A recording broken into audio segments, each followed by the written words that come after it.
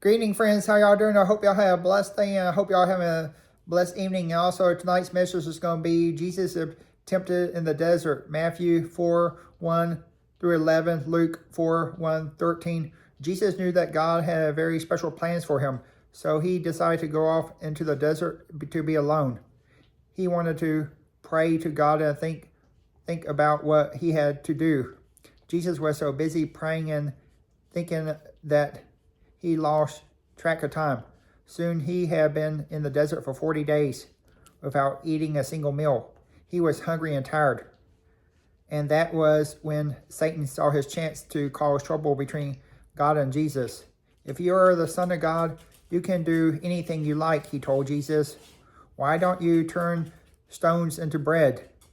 But Jesus was ready for Satan. The scriptures tell us that we don't just need bread to feed us, he replied. God's words are the most important food of all. Satan tried again. He took Jesus to the holy city and put him down on the top of the temple roof. If you are really God's son, he said, throw yourself off this roof. God will surely send his angels to save you. These words made Jesus cross. The scriptures tell us that it is wrong to set tests for God, he said, but Satan wouldn't give up.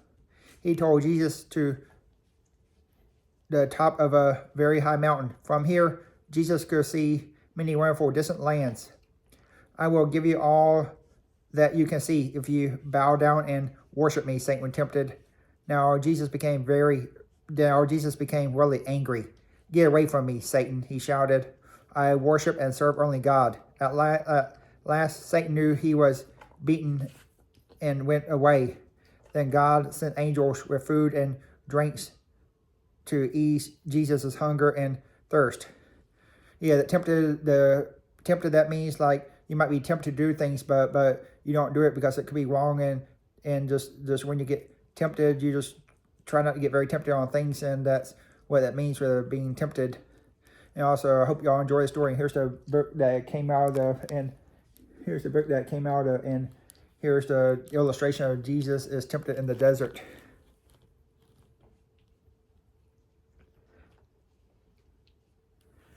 And I'll just recite my prayer. I'll also recite my prayer where I was thankful for today, wherever like I don't have it written down where, but I just kind of remember all heart what happened today.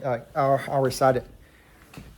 Dear Lord, thank you for this nice day at work, and thank you for my intern Jacob for always doing a good job. Project Search intern that's always does a good job helping me out on the production floor with helping me pull pallets and stuff, and Lord, thank you for give me the gift to work the Project Search interns. And also, Lord, thank you that the floor and the back end look good towards the end of the shift, and thank you for a nice dinner I had at Mark's Sea Grill, like the steakhouse down the street from work where I love to eat at almost every Friday. And thankful I was able to see two of my good friends there, like Becky and Phil, which I always see there all the time, like just enjoy them. They're just great people, and I always enjoy sitting with them, talking with them every time I see them there, and just great people. And also I'm so thankful when I go there, always the waitress and the bartender, he always even know what I want every time I go in there. Even the cook sees me and just puts a thumbs up where before he throws the steak onto the stove. And here's my Christmas decorations. Wherever I'll give you a tour around. I'll give you a tour in my living room and my dining room with all the Christmas stuff for y'all to enjoy.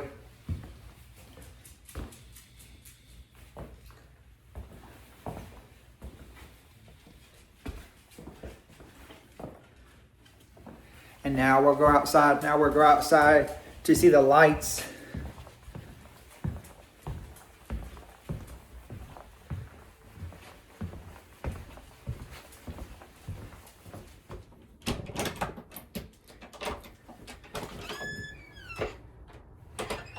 Yeah, now we're about to go outside and see the lights.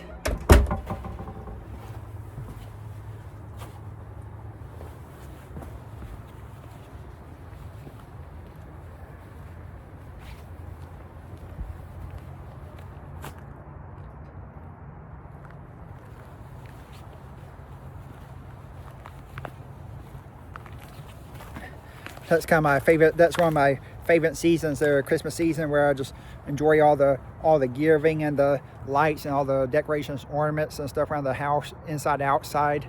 And you could tell how I love you could tell especially how I love Christmas, how you see how I do my house. And y'all probably about asked me, do I hire a decorator to do this? I said, nope, I do it all myself with all those lights.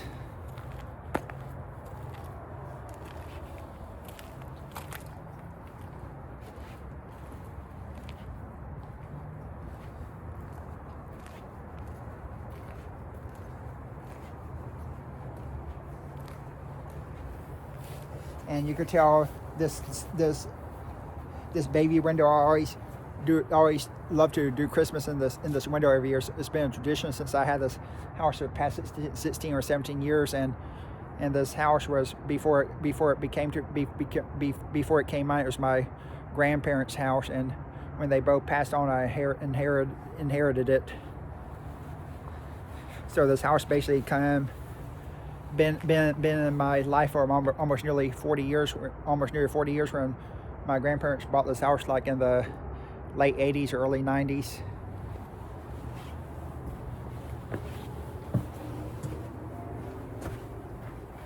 And we could go say hello to Snoopy.